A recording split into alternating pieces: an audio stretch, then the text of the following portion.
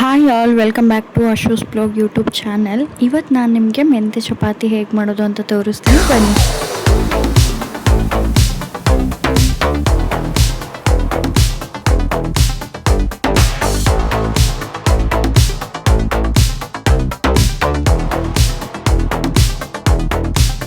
ಇದಕ್ಕೆ ಫಸ್ಟು ಮೆಂತ್ಯ ಸೊಪ್ಪನ್ನ ಚಿಕ್ಕದಾಗಿ ಕಟ್ ಮಾಡಿ ಎತ್ತಿಟ್ಕೊಳ್ಬೇಕು. ನಂತರ ಒಂದು ಬೌಲ್ಗೆ ಒಂದು 3 ಕಪ್ಸ್ ನಾನು ಎತ್ತಿಟ್ಕೊಂಡಿದ್ದೀನಿ. ನಿಮ್ಮ ಕ್ವಾಂಟಿಟಿಗೆ ಎಷ್ಟು ಬೇಕೋ ಅಷ್ಟನ್ನು ಚಪಾತಿ ಹಿಟ್ಟನ್ನ ಹಾಕೋಬೇಕು. ನಾನಿಲ್ಲಿ ಒಂದು 3 ಬೌಲು ಚಪಾತಿ ಹಿಟ್ಟು ನಾವೇನು ಕಟ್ ಮಾಡಿ ಎತ್ತಿಟ್ಕೊಂಡಿರ್ತೀವೋ ಮೆಂತ್ಯ ಸೊಪ್ಪನ್ನ ಅದನ್ನು ಮಿಕ್ಸ್ ಮಾಡ್ಕೊತಾ ಇದ್ದೀನಿ. ನಿಮ್ಮ ಕ್ವಾಂಟಿಟಿಗೆ ಎಷ್ಟು ಬೇಕೋ ಅಷ್ಟನ್ನು ನೀವು ಆ್ಯಡ್ ಮಾಡ್ಕೋಬೋದು. ನಂತರ ರುಚಿಗೆ ತಕ್ಕಷ್ಟು ಉಪ್ಪು ಹಾಕ್ಕೊತಾ ಇದ್ದೀನಿ. ಉಪ್ಪು ಹಾಕೊಂಡ್ಮೇಲೆ 1 ಬೌಲು ಕರ್ಡ್ ಹಾಕೋಬೇಕು. ಇದಿಷ್ಟು ಹಾಕ್ಕೊಂಡು ಚೆನ್ನಾಗಿ ಮಿಕ್ಸ್ ಮಾಡಬೇಕು. ನಾನು ಇದನ್ನು ಕಲಸಿ ಎತ್ತಿಟ್ಕೊತಾ ಇದ್ದೀನಿ. ಬನ್ನಿ, ಕಲಸಿದ ಮೇಲೆ ಸಿಗ್ತೀನಿ. ಇವಾಗ ಚೆನ್ನಾಗಿ ಕಲಸಿ ಎತ್ತಿಟ್ಕೊತಾ ಇದ್ದೀನಿ. ಲಾಸ್ಟಲ್ಲಿ ನೀರು ಹಾಕ್ಕೊಂಡು ಚೆನ್ನಾಗಿ ಕಲಿಸ್ಬಿಟ್ಟು ಲಾಸ್ಟಲ್ಲಿ ಸ್ವಲ್ಪ ಆಯಿಲ್ ಹಾಕ್ಕೊಂಡು ಮೇಲೆ ಹಿಟ್ಟಿನ ಮೇಲೆ ಸವರ್ಕೊಳ್ಬೇಕು. ಅದು ಸ್ವಲ್ಪ ಏನಂತಾರೆ, ಹೂವಿನ ಥರ ಆಗುತ್ತೆ.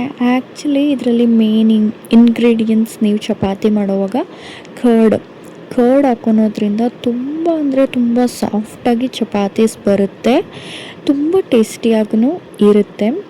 ಸೊ ಇದ್ರ ಜೊತೆಗೆ ನಾವು ಲಾಸ್ಟಲ್ಲಿ ಆಯಿಲ್ ಹಾಕ್ಬಿಟ್ಟು ಮ್ಯಾರಿನೇಟ್ ಮಾಡಿದ್ವಿ ಅಂತಂದರೆ ತುಂಬ ಚೆನ್ನಾಗಿ ಹಿಟ್ಟು ಸಾಫ್ಟ್ ಆಗುತ್ತೆ. ಒಂದು 10 to 20 ಮಿನಿಟ್ಸ್ ನಾನು ಹಿಟ್ಟನ್ನ ಎತ್ತಿಟ್ಕೊಂಡು ಇವಾಗ ಅದನ್ನು ಚಿಕ್ಕ ಉಂಡೆ ಮಾಡಿಕೊಂಡು ಚಪಾತಿ ಅದಕ್ಕೆ ಲಟ್ಟಿಸ್ಕೊತಾ ಇದ್ದೀನಿ. ಚಪಾತಿ ಥರ ಲಟ್ಟಿಸ್ಕೊಂಡ್ಬಿಟ್ಟು ಹಂಚಲ್ಲಿ ಬೇಯಿಸಿದ್ರೆ ಈ ಮೆಂತ್ಯ ಚಪಾತಿ ರೆಡಿಯಾಗುತ್ತೆ. ಎರಡೂ ಬದಿನಲ್ಲಿ ಚೆನ್ನಾಗಿ ಬೇಯಿಸ್ಕೊಳ್ಬೇಕು. ಸ್ವಲ್ಪ ಆಯಿಲ್ ಹಾಕ್ಕೊಂಡ್ರೂ ನಡೆಯುತ್ತೆ. ಇವಾಗ ನಾವು ಡಯಾಬಿಟಿಕ್ ಪೇಷಂಟ್ಸ್ಗೆ ಏನಾದರೂ ಕೊಡ್ತಾ ಇದ್ದೀವಿ ಅಂತಂದರೆ ವಿತೌಟ್ ಆಯಿಲಲ್ಲೂ ಕೊಡ್ಬೋದು, ನೋ ಇಶ್ಯೂಸ್.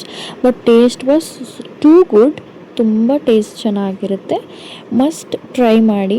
ಈ ಚಪಾತಿ ಕಾಂಬಿನೇಷನ್ ಅಂದರೆ ಚಟ್ನಿ, ಸಾಂಬಾರು ಎಲ್ಲದಕ್ಕೂ ಸೂಪರ್ ಟೇಸ್ಟ್ ಕೊಡುತ್ತೆ. ಈ ರೆಸಿಪಿ ನಿಮ್ಗೆ ಇಷ್ಟ ಆಗಿದ್ರೆ ಲೈಕ್ ಮಾಡಿ, ಶೇರ್ ಮಾಡಿ, ಕಮೆಂಟ್ ಮಾಡಿ. Thank you for watching.